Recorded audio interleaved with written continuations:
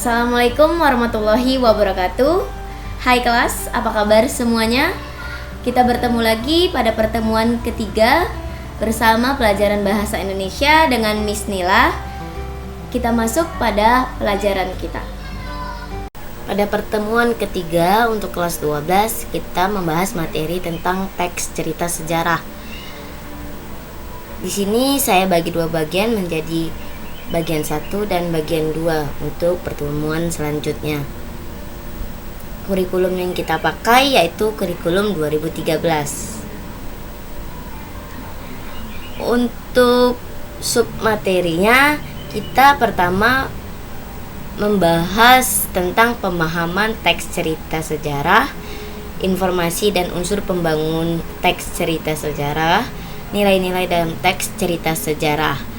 Untuk poin D dan E kita akan bahas di bagian kedua pertemuan keempat. A. Pemahaman teks cerita sejarah. Untuk memahami teks cerita sejarah, kita akan membahas 5 poin penting, yaitu pengertiannya, ciri-cirinya, jenis, struktur, dan fungsinya. Pengertiannya, teks cerita sejarah adalah naskah cerita atau narasi rekaan yang mengandung unsur-unsur sejarah.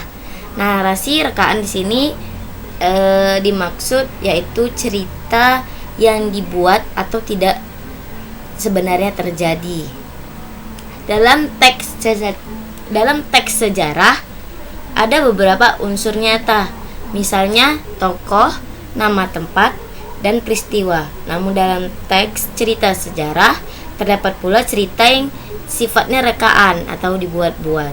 Misalnya mitos-mitos asal-usul negeri, mitos kedatangan sebuah agama, dan mitos alegori. Alegori sendiri berarti cerita yang dipakai sebagai lambang atau ibarat atau kias peri kehidupan manusia yang sebenarnya untuk mendidik atau menerangkan sesuatu. Bisa sesuatu itu gagasan, cita-cita, dan nilai kehidupan seperti kebijakan, kesetiaan, dan kejujuran. Itu arti alegori menurut Kamus KBBI. Ciri-ciri teks sejarah. Ciri-cirinya, pertama, menampilkan latar masa lalu. Latar di sini dimaksud seperti latar tempat, latar waktu, latar suasana, dan sebagainya. Disajikan secara kronologis. Secara kronologis dimaksud di sini yaitu sesuai dengan urutan waktunya atau urutan peristiwa atau kejadiannya. Selanjutnya, ciri-cirinya sering menggunakan konjungsi temporal. Apa itu konjungsi temporal? Yaitu konjungsi yang menghubungkan dua kalimat yang berbeda dengan menggunakan kata-kata yang berhubungan dengan waktu. Misalnya, selanjutnya, kemudian, lalu, dan sebagainya. Yang keempat, ciri-cirinya isi berupa fakta atau fiksi. Fakta yaitu hal yang benar-benar terjadi, fiksi yaitu hayalan, ya. Jenis teks cerita sejarah. Jenisnya teks cerita sejarah berdasarkan fakta sejarah. Berarti ini berdasarkan fakta. Apa contohnya? Misalnya sejarah G30 SPKI. Ya, itu termasuk teks cerita sejarah juga. Jenis yang kedua itu teks cerita sejarah fiksi. Contohnya itu bisa seperti legenda, ada cerpen, ya, itu. Struktur teks cerita sejarah. Struktur teks cerita sejarah itu yang pertama ada abstrak, kedua orientasi, ketiga komplikasi, keempat klimaks, kelima resolusi, dan keenam koda. Apa itu abstrak? Yaitu penjelasan singkat tentang cerita yang tidak mengurangi inti dari cerita tersebut. Jadi kalau kalian malas untuk baca semua dari awal sampai akhir, kalian baca aja dulu. Kalian baca saja abstraknya. Itulah dia intisarinya. Yang kedua orientasi. Apa itu orientasi? Orientasi itu pengenalan cerita. Ya, komplikasi mulai munculnya masalah dalam cerita tersebut. Klimaks puncak masalah, resolusi penyelesaian, dan koda penutup. Fungsi teks cerita sejarah. Fungsinya di sini ada 4. Apa aja sih? Yang pertama itu reaktif. Maksud dari reaktif yaitu memberikan rasa gembira dan senang kepada pembaca. Fungsi yang kedua inspiratif. Maksudnya memberikan inspirasi, imajinasi, dan kreativitas untuk keberlangsungan hidup berbangsa dan bernegara untuk lebih baik lagi. Yang ketiga, fungsi instruktif sebagai alat bantu dalam pembelajaran. Yang keempat, fungsi edukatif dapat dijadikan petunjuk dan pelajaran kehidupan.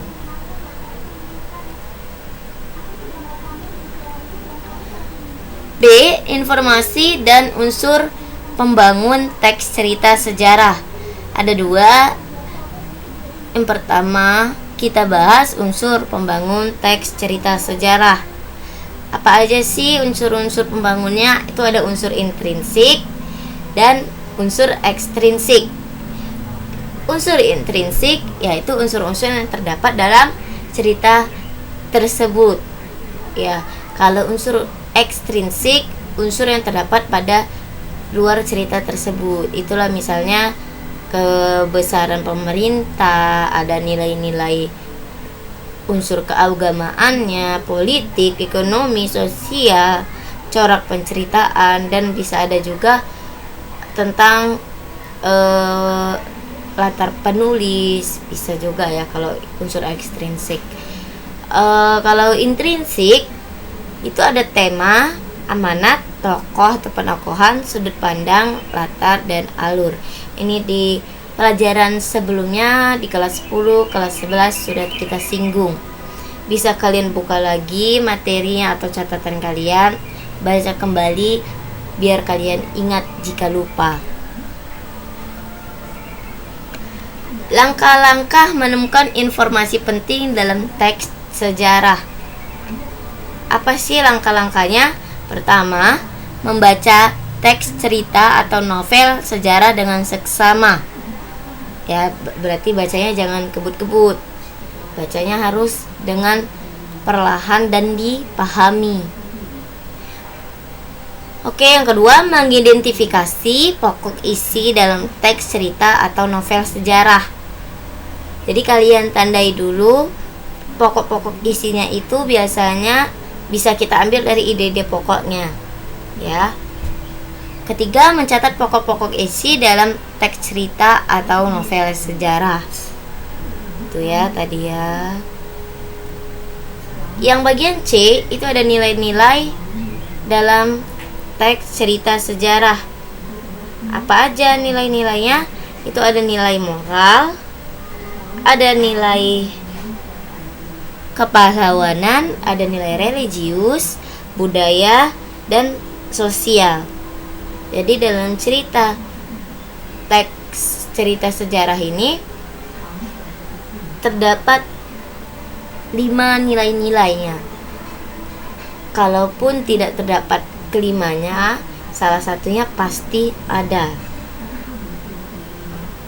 Oke, itu saja penjelasan materi singkat kita. Terima kasih.